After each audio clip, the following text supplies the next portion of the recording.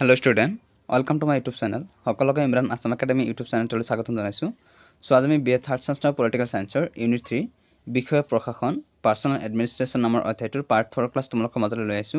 ইয়াৰ আগত অলৰেডি আমি আৰু 3টা ক্লাছ কৰিছো। সো তোমালোকে যদি আগৰ ক্লাছসমূহ কৰা নাই ডেসক্ৰিপচন লিংক দিয়া আছে, লিংকত গৈ ক্লিক কৰিলে তোমালোক আগৰ ক্লাছসমূহ পাই যাবা। সো আজি ক্লাছৰ প্ৰথমটো কোৱেশ্চন আছে কোৱেশ্চন নম্বৰ 27 পৰোক্ষ প্ৰৱেশন পদ্ধতিৰ সুবিধা আৰু অসুবিধাসমূহ আলোচনা কৰা। মোস্ট ইম্পৰ্টেন্ট কোৱেশ্চন হয় তোমালোকৰ পৰীক্ষাত 10 মাৰ্কৰ বাবে আহিব পাৰে।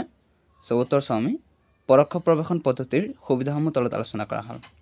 প্ৰথম সুবিধাটো হৈছে কোনো এটা নিম্ন পদবীত কাম কৰা লোকক ওপৰৰ পদবীলৈ প্ৰমোশন এই পদ্ধতিত দিয়া হয়।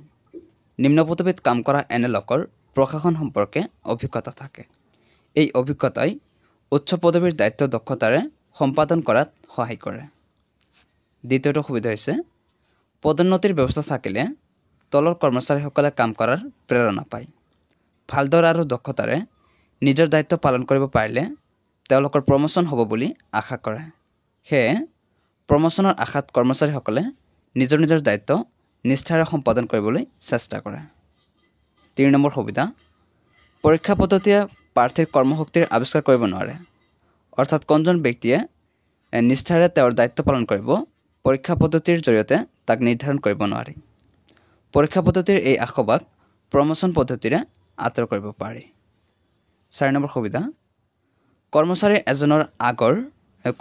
এজনৰ আগৰ কামৰ মূল্যায়ন কৰি তেওঁক নতুন দায়িত্ব দিব পাৰি। তেওঁ যদি তেওঁৰ আগৰ দায়িত্ব সুকলমে আৰু দক্ষতাৰে সম্পাদন কৰিব পাৰিছে তেতিয়াহ'লে প্ৰমোশনৰ পিছত তেওঁ তেওঁৰ নতুন দায়িত্ব নিষ্ঠাৰে আৰু দক্ষতাৰে সম্পাদন কৰিব পাৰিব বুলি আশা কৰিব পাৰি।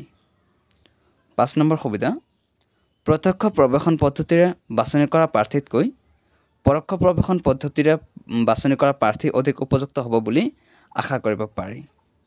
6 নম্বৰ সুবিধা পৰোক্ষ প্ৰৱেশন পদ্ধতিৰে প্ৰাৰ্থী বাছনি কৰাৰ ফলত লোকসেৱা আয়োগ আৰু আন নিয়োগ কৰ্তৃপক্ষৰ কামৰ বোজা বহু পৰিমাণে কমি যায়।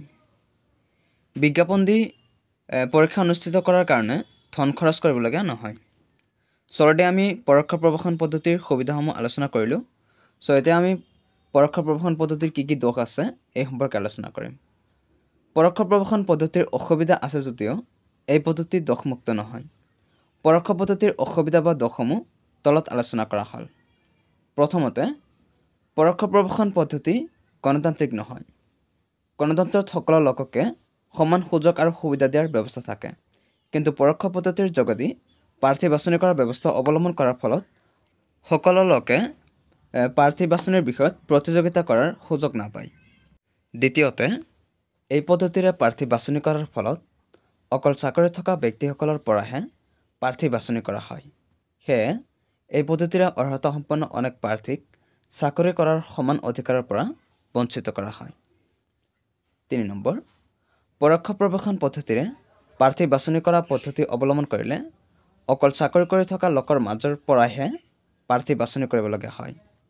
সীমিত সংখ্যক লোকৰ মাজৰ পৰা প্ৰাৰ্থী বাছনি কৰিবলগীয়া হোৱাত উপযুক্ত আৰু অৰ্হতা সম্পন্ন প্ৰাৰ্থী বাছনি কৰা সম্ভৱ নহ'ব পাৰে।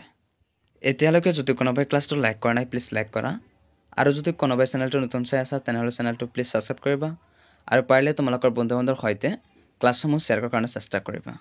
সো এতিয়া আমি 4 নম্বৰ অসুবিধালৈ আগবাঢ়ি যাম।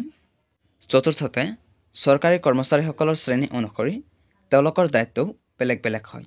সেয়ে তলতীয়া কৰ্মচাৰী হিচাপে লাভ কৰা অভিজ্ঞতাই ওপৰৰ কৰ্মচাৰীৰ দায়িত্ব পালনত যে সহায় কৰিব তাৰ কোনো নিশ্চয়তা নাই। পঞ্চমতে বয়সৰ লগে লগে কাম কৰা শক্তি কমি যায়। পৰোক্ষ প্ৰৱেশন পদ্ধতিৰ জৰিয়তে বাছনি কৰা এনে বয়োজ্যেষ্ঠ লোকে দায়িত্ব বহন কৰিবলৈ হেলা কৰিব পাৰে। সো অলৰেডি আমি পৰোক্ষ প্ৰৱেশন পদ্ধতিৰ সুবিধা আৰু অসুবিধাসমূহ আলোচনা কৰিলোঁ। সো আৰু এইটো ক্লাছৰ যোগেদি প্ৰৱেশনৰ ওপৰত যিমানখিনি কুৱেশ্যন আছিল আমি অলৰেডি 4টা ক্লাছত শেষ কৰিলোঁ। ইয়াৰ পৰৱৰ্তী ক্লাছত আমি প্ৰশিক্ষণ ট্ৰেইনিঙৰ ওপৰত কুৱেশ্যন আনচাৰ লৈ আহিম। আৰু শেষত সকলোকে অনুৰোধ জনাইছোঁ আপোনালোকে প্লিজ মোৰ এই চেনেলটো ছাবস্ক্ৰাইব কৰি ল'ব।